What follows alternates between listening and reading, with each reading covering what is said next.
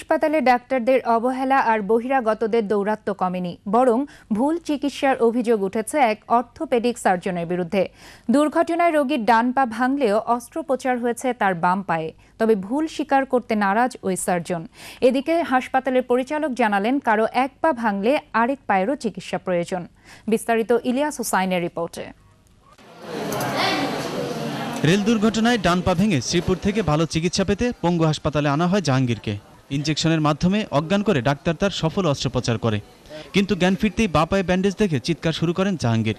ডান পা পঙ্গু হয়ে হাসপাতালে এসে দুটি পাই পঙ্গু হতে বসেছে তার। আমি জ্ঞান শূন্য ছিলাম, তারপর এটা কানা করছি।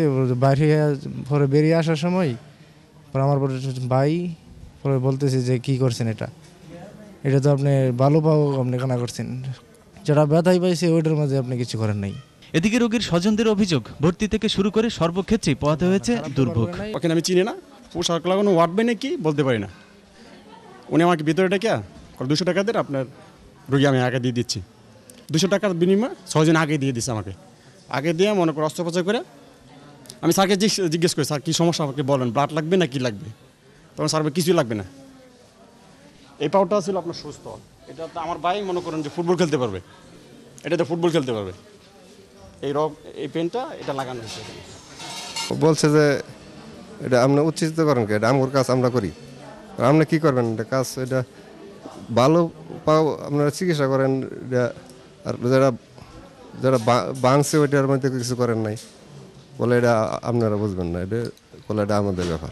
রোগীর বড় ভাইয়ের অভিযোগ, চিকিৎসককে তিনি প্রশ্ন করেছিলেন ডান পায়ের চিকিৎসা কেন বাম পায়ে করা হলো। তখন আমি জিজ্ঞেস করলাম যে স্যার, যে ভালো অসুস্থ পাও চিকিৎসা নিয়ে ভালো পাও দিছে, বলে এটা দিলে আর ভালো হবে।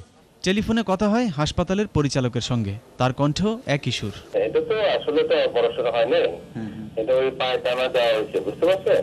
আচ্ছা, তাহলে মানে এক পা যদি ভাঙে তাহলে আরেক পা করা লাগে, এটা ওই সিস্টেমে নাকি? হ্যাঁ, এটা তো ওই পারে বুঝিয়ে আছে। সংবাদ মাধ্যমের উপস্থিতি টের পেয়ে রোগীর এক্স-রে রিপোর্ট সহ জরুরি কাগজপত্র সরিয়ে ফেলার সময় হাতে নাতে ধরা পড়েন হাসপাতালের এক কর্মকর্তা। তার কাছে কাগজপত্র দেখতে চাইলে তিনি কোনো কথা না বলে দ্রুত পালিয়ে যান। ইলিয়াস হোসেন, একুশে টেলিভিশন, ঢাকা। এসি আর নন এসি